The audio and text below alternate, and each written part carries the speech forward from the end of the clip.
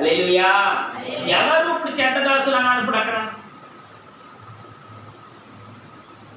ఎవరు చెడ్డ దాసులు అనాలి? ఎవరనాలి? ఎవరైతే తన సొమ్మును తినేస్తున్నారో. హల్లెలూయా. బాగా అర్థం చేసుకోండి. ఎవరైతే తన సొమ్మును తినేసి లగ్జరీగా తిరగాలని అనుకుంటున్నారో వాళ్ళకి ఇచ్చిన ఆన్సర్. ఏం చేయాలి ఇప్పుడు?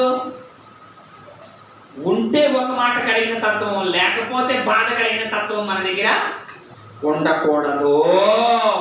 ఎందుకని? నా దేవా నా దేవా అని సిలువలో పిలిచాడు, చూసారా? ఏమని? ఏంటి తర్వాత? ఏంటది? ఏ రోజునన్నా ఈ పదము కలిగిన నిర్ణయము అప్పుడొచ్చి మీద పడినా, రోగం వచ్చి మీద పడినా, సమస్య వచ్చి మీద పడినా, నా దేవా నా దేవా నన్ను ఎలా ఇడిచుతున్నావు అని అడుగుతున్నారా మీరు? చెప్పండి. యేసుక్రీస్తు ప్రభువే ఏమన్నాడు అక్కడ? అంత కష్టాన్ని చూసి, అంత బాధను భరించి, అంత ఓర్చుకుని కూడా నా దేవా నా దేవా. అవునా?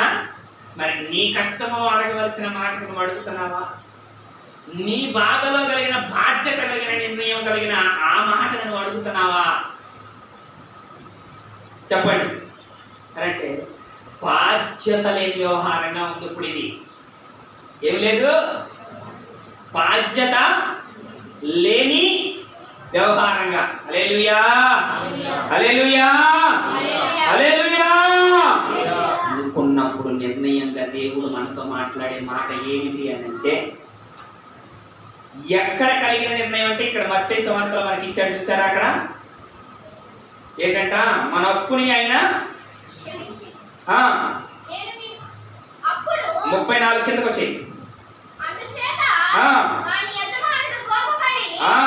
అందుచేత యజమానుడు కోపపడి తనకి వచ్చి ఉన్నదంతయు చెల్లించు వరకు బాధపరచు వారికి వారిని అప్పగించెను.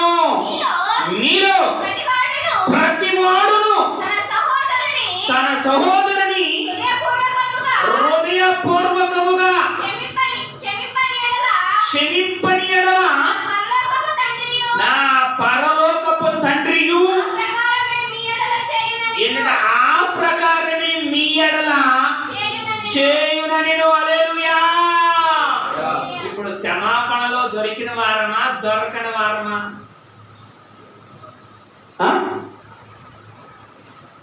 చెప్పండి. నేను కూర్చుందాం అనుకున్నా, మా ఆవిడ రాలేదు, క్షమించాలా లేదా? నా సాగరిగా క్షమించామంటే నా భర్త నన్ను పిలవలేదు అని అంటే అసలు వాళ్ళు కంటికే కనపడరాడు. అదే ఇది మాత్రం ఖచ్చితం అన్నమాట, కంటికే కనపడరు. అవునా? కానీ ఆయన ఏమంటున్నాడు? సహోదరుని భావం కూడా అక్కడ ఎంచి చూపిస్తున్నాడు. అక్కడ ఏం చేస్తున్నాడు? హృదయపూర్వకముగా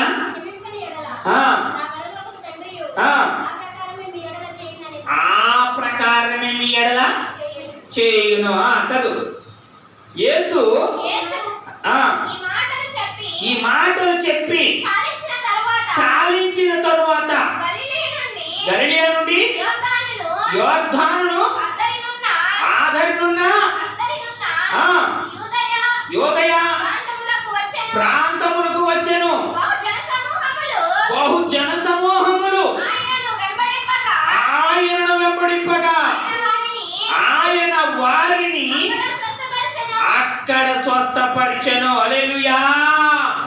ఆయన బలహీనులెవరో, రోగులెవరో యథార్థమైన హృదయంతో నీవు ఇంకొకరిని క్షమించిన ఎడల నీకు దొరికే మాట ఏమిటి అని అంటే, ఆయనే స్వస్థపరుస్తాడట. అక్కడ అనేక జన సమూహము కలిగిన నిర్ణయాల్లో బయటపడితే అప్పుడు రోగులన్న వారిని ఆయన ఏం చేశాడు? స్వస్థపరిచాడు. ఈ స్వస్థత మనకి దొరకలేదు అని మనకి కలగలేదు అని అంటే కారణం ఏమిటి? ఆ జనసమూహములను కలగట్లేదు, దొరకట్లేదు. ఈ క్షమాపణలోను మనం ప్రాయశ్చిత్తము కలిగిన మనుషులుగా అక్కడ ఆయనకి కనపడట్లేదు. అప్పుడేం జరగాలి?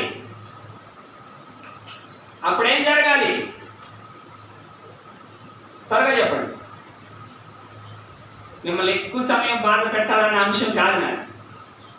చకచక నేను అడిగిన దాన్ని కూడా ఆన్సర్లు ఇచ్చేసారనుకో, చకచక 2 మాటలు మాట్లాడేసుకున్నాం.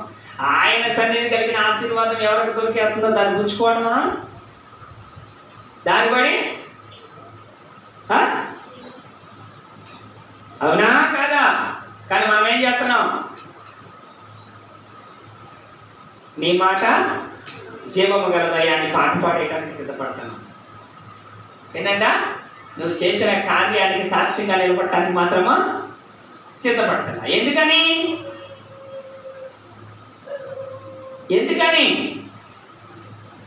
ఎక్కడో కలిగిన నిర్ణయానికి వాళ్ళకి కలిగింది మనకు భయం కూడా కలగదు. వాళ్ళకి కలిగిన సిగ్గు మనకి భయం కూడా. హల్లెలూయా.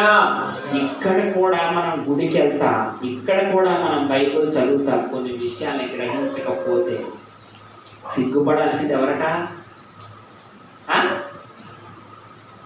ఏంటట? సిగ్గుపడాల్సింది ఎవరట? దీనికి కూడా ఆన్సర్ లేదా? మీ మీద కలిగిన మాటకైతే వెంటనే ఆన్సర్ ఇచ్చేవాడుగా. మీ మీద కలిగింది కాదు, ఇది మిమ్మల్ని అన్నది కాదు.